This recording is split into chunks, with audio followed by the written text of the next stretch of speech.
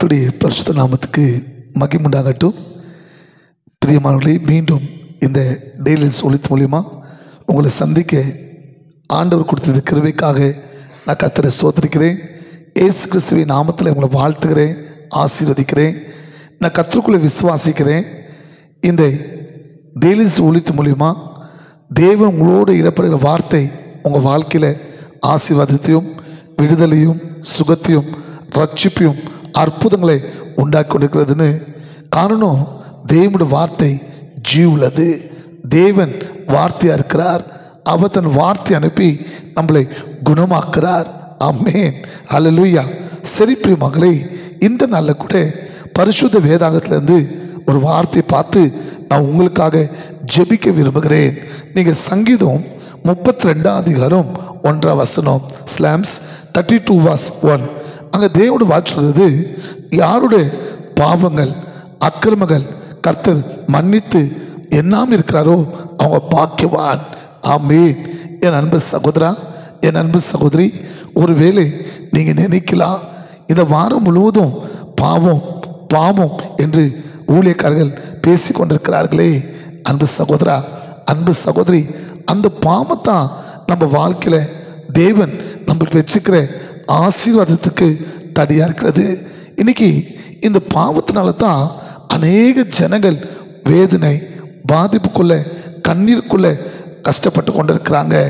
இங்கே வேதம் சொல்கிறது, தேவன் யாரோட பாவங்களை மன்னிக்கிறாரோ, யாரோட அக்கிரமங்களை எண்ணாமல் இருக்கிறாரோ அவங்க பாக்கியவான். ஆமென். என் அன்பு சகோதரா, என் அன்பு சகோதரி, நம்ம பாவங்கள் நம்ம அக்கிரமங்கள் கர்த்தரால் மன்னிக்கப்பட வேண்டும். நம்ம தேவன் நம்மளை மன்னிக்கிறவர். அவர் நம்மளுக்கு இரக்கமோ கிருபையோ தயவுள்ள தேவன். நம்ம பாவத்தை ஒருவேளை தெரிஞ்சோ தெரியாமல் அநேக காரியத்தில் நம்ம பாவத்தில் கட்டப்பட்டிருக்கலாம். ஆனால் தேவன் இரக்கமுள்ளவர். நம்ம தேவன் மகா கிருபை அன்புள்ளவர். அவருடைய பிள்ளைகள் பாவத்தை மன்னிப்பு கேட்கும்போது நம்ம தேவன் பாவங்களை மன்னிக்கிறார். யார் பாவங்கள் அக்கிரமங்களை தேவன் மன்னிக்கிறாரோ எண்ணாமல் இருக்கிறாரோ அவர்கள் பாக்கியவன் சொல்லப்பட்டிருக்குது. பைபிளில் பார்க்கும்போது தாவீது பிரியமானவர்களே, அவர் மற்ற மனைவியோடு பாவம் செய்து அந்த கணவனை கொண்டு போட்டு அவனோட மற்றோட மனைவியை திருமணம் செய்து கொண்டார். திருமணம் செய்து கொண்டு அவர் அந்த மனைவியோடு ஒரு குழந்தை ஆண் குழந்தை உண்டாகிறது. ஆனால் வேதம் சொல்கிறது, கர்த்தர் அந்த குழந்தை அடிச்சாரா, அது வியாதி பட்டுச்சா. தாவீது 7 நாள் உபவாசம் இருந்து அந்த குழந்தை விடுதலைக்காக ஜெபிக்கிறாரு, சுகத்துக்காக ஜெபிக்கிறாரு. ஆனால் வேதம் சொல்கிறது, அந்த குழந்தை ஜெபம் கேட்கப்படவில்லை. காரணம், பாவம் பாவம் ஜெபத்துக்கு தடையாகிவிட்டது. பாவம் குழந்தையோட சுகத்துக்கு அற்புதத்துக்கு தடையாகிவிட்டது. அந்த குழந்தை மரித்து விட்டது. தாவீது உணர்ந்து ஆண்டவரை நோக்கி ஜெபிக்கிறார், கர்த்தாவே என்னை மன்னியும், என் பாவங்களை என் அக்கிரமங்களை மன்னியும், என் பாவத்தை என்னை எண்ணாமல் இரும், என்னை விட்டு பரிசுத்தாவி எடுக்காதிருங்க, உங்கள் சந்நிதி விட்டு என்னை தள்ளாதிருங்க, என்னை மறுபடியும் ரட்சிப்பின் சந்தோஷம் கொடுங்க, உங்கள் யூசோப்பினால் என்னை கழுவி சுத்திகரிங்க. தேவன் அந்த பாவத்தை மன்னிச்சார். அவன் அக்கிரமத்தை எண்ணாமல் போனால் எந்த தாவீது ஜெபத்தை கேட்காம போய் பாதிக்கப்பட்டதோ, எப்போ அவன் பாவம் மன்னிக்கப்பட்டதோ கர்த்தர் மறுபடியும் அவன் வாழ்க்கையை ஆசீர்வதித்தார்.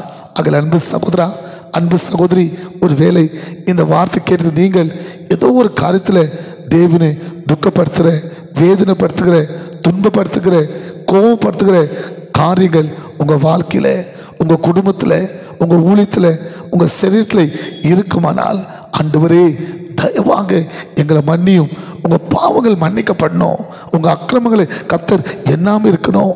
அவங்க தான் பாக்கியவான், அவங்க தான் தேவனால ஆசீர்வதிக்கப்பட்டவர்கள்.